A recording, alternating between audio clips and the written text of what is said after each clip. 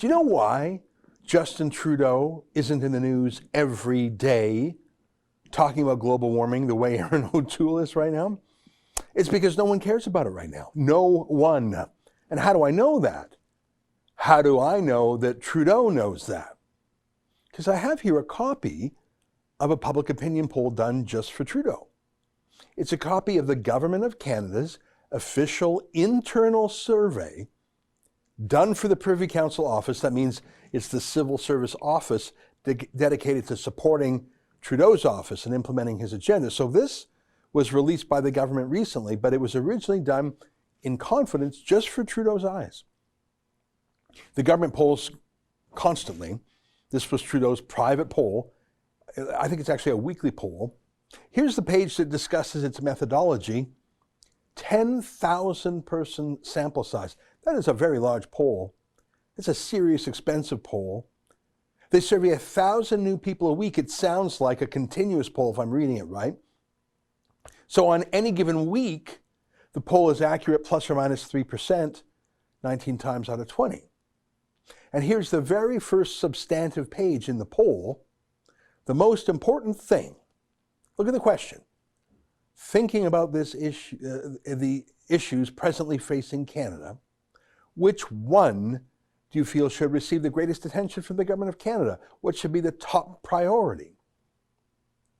And that pink line at the top is the virus, the pandemic, 32%. I thought it would be higher because that's all the media talks about, but the blue line is the economy and jobs, unemployment. That's at 17%, which is in second because I think a lot of real people are worried about that. I haven't seen a more recent version of this Privy Council poll, but I'll look for it because I bet the concern about the economy is actually much higher now, especially since we all see American states opening back up while we in Canada remain largely locked down. And the red line is health and healthcare, 11%. And you see that green line at the bottom that wavers between 3% and 6%, but never gets out of the single digits? That's the environment plus climate change. So anyone who has any concerns about the environment as their number one, smog, dirty water, litter, garbage, whatever, that plus all the global warming worriers adds up to between 3% and 6% of Canadians. I remember this poll has a margin of error of 3%. So it's pretty much as close to zero as can be measured by this poll. I note that education is just below that, which isn't even a federal issue. Do you take my point?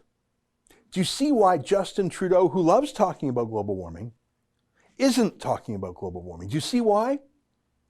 Because no one, nobody, not a single person, okay, maybe a single person, is thinking about global warming right now. 17% of people say their top issue is unemployment. They're more scared of that than the virus.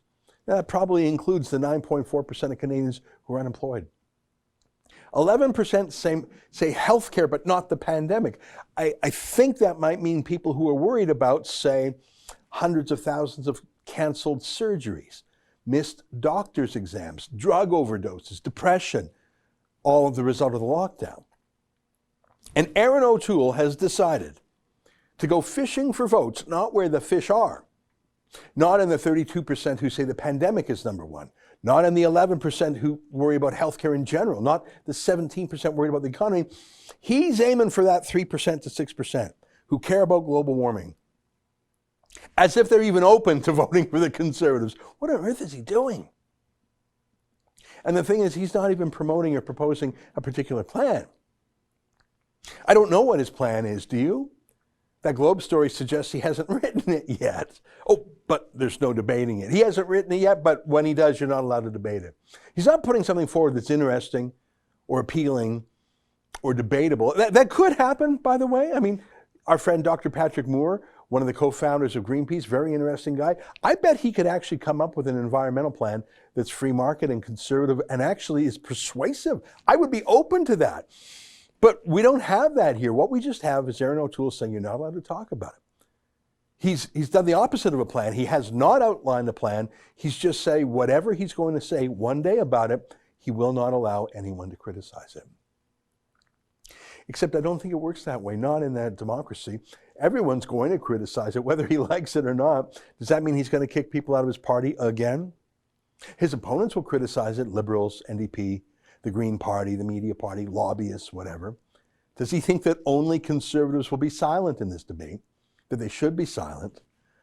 But mainly, he's just telling his people to shut up and agree with whatever he says, whatever that is. And what is it? Who knows? I just don't think that's how it works.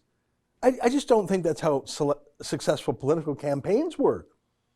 And if you care about ideas, which some people do, I just don't think that this is an issue that's a winner. The Prime Minister's own poll says it will not work. I promise you, if Erin O'Toole were talking about the important stuff in Canada, global warming would not be the headline in the Globe and Mail. I don't think it would be this headline in the National Post. I don't think it would be this headline in the National Post. I don't think it would be this headline in La Presse in Montreal. I don't think it would be this headline in, say, the Brandon Sun. I don't think it would be this headline in the CBC, etc. ad infinitum. I promise you, those stories about Erin O'Toole and global warming would not be there if Erin O'Toole had not put them there. By making global warming and his demand for total obedience from the Conservatives and his promise to make campaigning on global warming his central talking point, he just won't stop talking about it. He won't stop stepping on this rake. This is as if Trudeau just kept talking about the weed charity scandal with the Kielburgers, or the SNC-Lavalin scandal, or if he wouldn't shut up about his own blackface, or if he wouldn't shut up about groping Rose Knight in Creston, BC. He would ensure those stories were in the news every day. Why would he do that? Why would Erin O'Toole rub salt into a wound in his party every day? A wound that he himself created but won't stop talking about. I don't get it. I just don't get it. He's going to get slaughtered in the coming election. Mark my words. And when he does, I bet you he'll blame conservatives for messing it up for him. Because as you can see, if he could have just cracked that global warming vote, the election would be his. That's an excerpt from my daily show, The Ezra Levant Show. Every day I do a monologue on the news of the day, then I interview an interesting guest, and then I read my hate mail. You gotta subscribe. Go to rebelnews.com.